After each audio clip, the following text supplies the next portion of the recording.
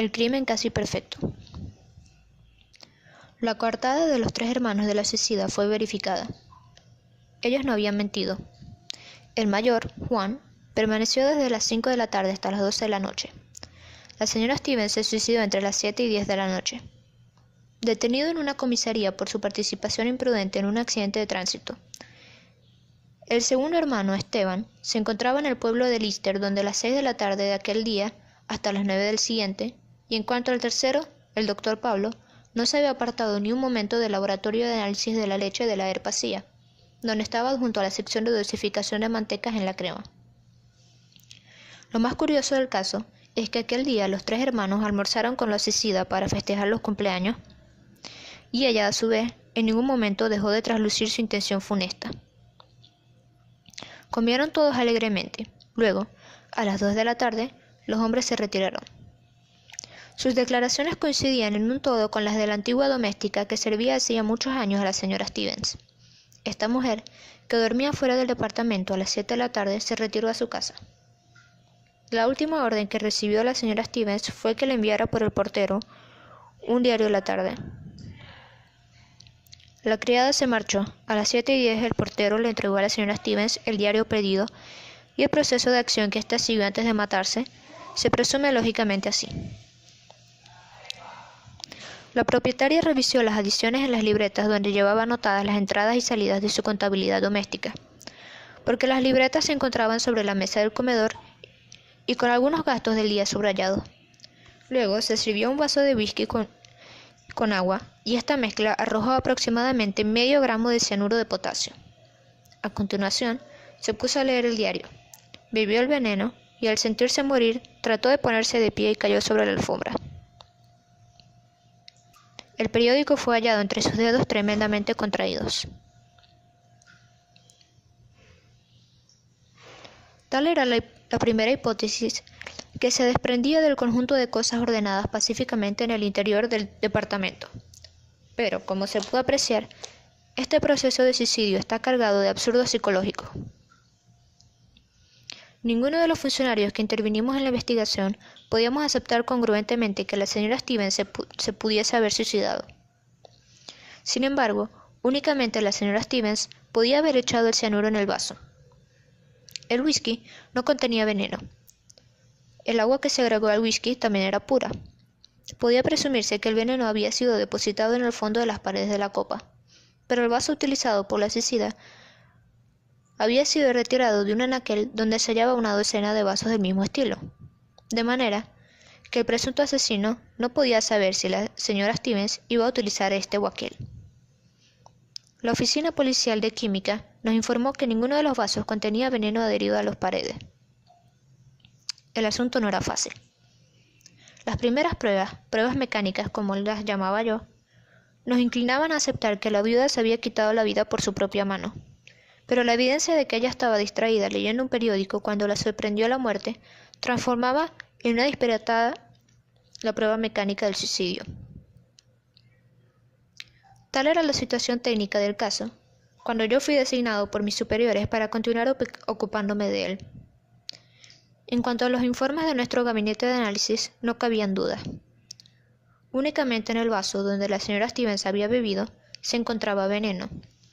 El agua y el whisky de las botellas eran completamente inofensivos. Por otra parte, la declaración del portero era terminante. Nadie había visto a la señora Stevens después de que él la alcanzó del periódico.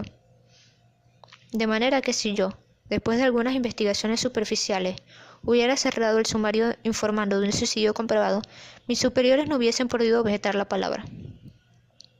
Sin embargo, para mí cerrar el sumario significaba confesarme fracasado. La señora Stevens había sido asesinada, y había un indicio que lo comprobaba. ¿Dónde se hallaba el envase que contenía el veneno antes de que ella lo arrojara en su bebida? Por más que nosotros revisáramos el departamento, no nos fue posible descubrir la caja, el sobre o el frasco que contuvo el tóxico. Aquel indicio resultaba extraordinariamente sugestivo. Además había otro. Los hermanos de la muerta eran 3 bribones. Los 3, en menos de 10 años, habían despilfarrado los bienes que heredaron de sus padres. Actualmente sus medios de vida no eran del todo satisfactorios. Juan trabajaba como ayudante de un procurador especializado en divorcios. Su conducta resultó más de una vez sospechosa y lindante con la presunción de un chantaje. Esteban era corredor de seguros y había asegurado que su hermana en una gruesa suma a su favor. En cuanto a Pablo, trabajaba de veterinario, pero estaba descalificado por la justicia e inhabilitado para ejercer su profesión, convicto de haber dopado caballos. Para no morirse de hambre, ingresó en la industria lechera. Se ocupaba de los análisis. Tales eran los hermanos de la señora Stevens. En cuanto a esta, habían viudado 3 veces. El día del suicidio cumplió 68 años, pero era una mujer extraordinariamente conservada, gruesa, robusta, energética, con el cabello totalmente renegrido. Podía aspirar a casarse una 4ª vez y manejaba su casa alegremente con puño duro. Aficionada a los placeres de la mesa, su despensa estaba provista de vinos y comestibles, y no cabe duda de que sin aquel accidente la viuda hubiera vivido 100 años. Suponer que una mujer de ese carácter era capaz de suicidarse es desconocer la naturaleza humana. Su muerte beneficiaba a cada uno de los 3 hermanos con 230.000 pesos.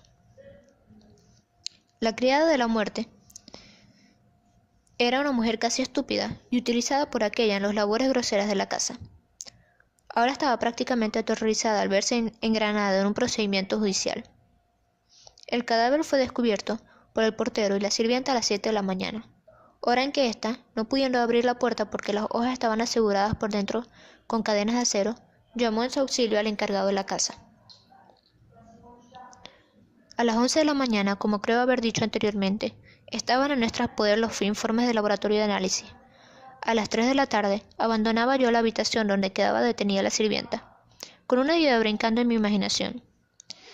¿Y si alguien había entrado en el departamento de la viuda rompiendo un vidrio de la ventana y colocando otro después que volcó el veneno del vaso?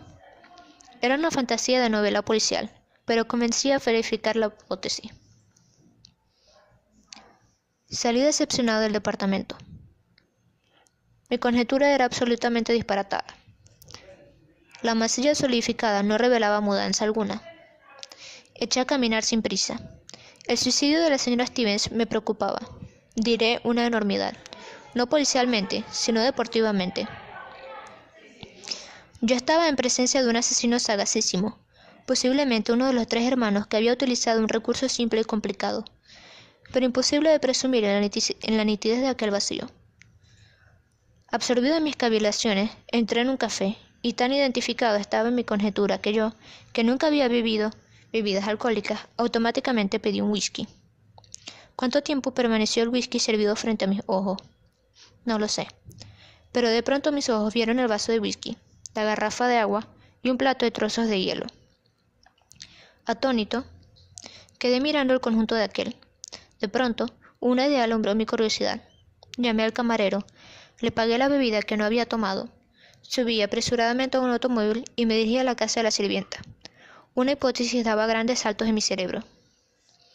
Entré en la habitación donde estaba detenida, me senté frente a ella y le dije: «Míreme bien y fíjese en lo que me va a contestar».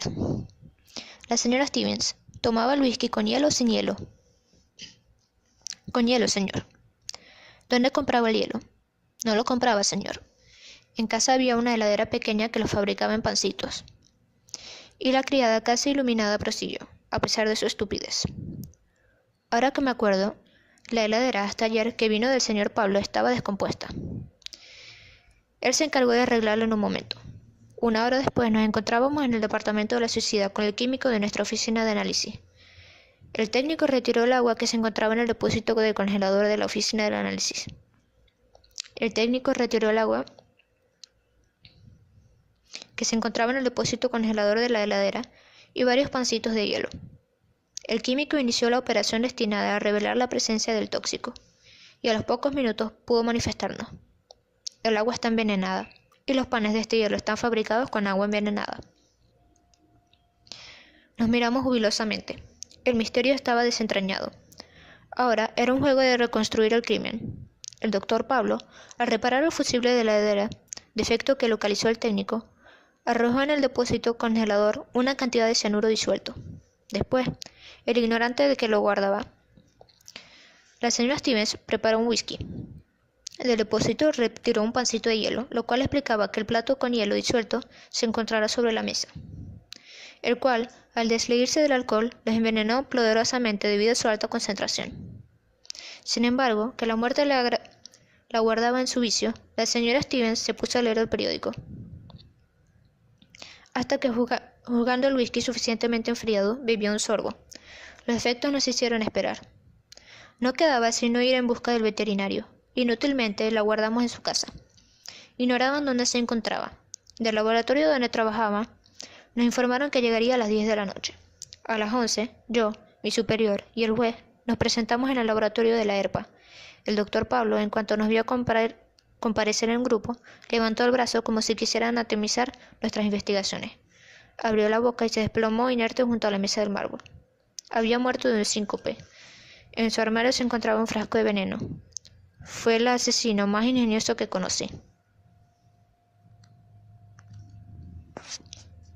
Daniel Rifai, Informática 02, Literatura Creativa, Misterio Policial.